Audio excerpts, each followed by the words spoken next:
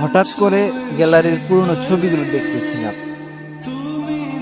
সারা দুনিয়ার সব মানুষের সাথে আমার ছবি আছে, পরিচিত সবার সাথে মোটামুটি ছবি আছে, বাট একজনের সাথে আমার ছবি নাই। মানে কোনো না কোনো ভাবে ছবি তুলতে গেলেই ফিরে আসতে হয়, এই ঈদে না ওই ঈদে, ওই ঈদে না পরের ঈদে। মানে একটা ঈদেও ছবি তুলতে পারি না, কোনো না কোনো একটা ঝামেলা থাকে।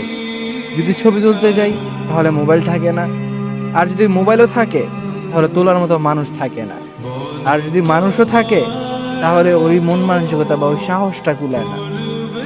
ছোট থেকে বড় হয়েছি, আজ পর্যন্ত ওই মানুষটার সাথে এখন একটা ছবিও তোলা হয় না।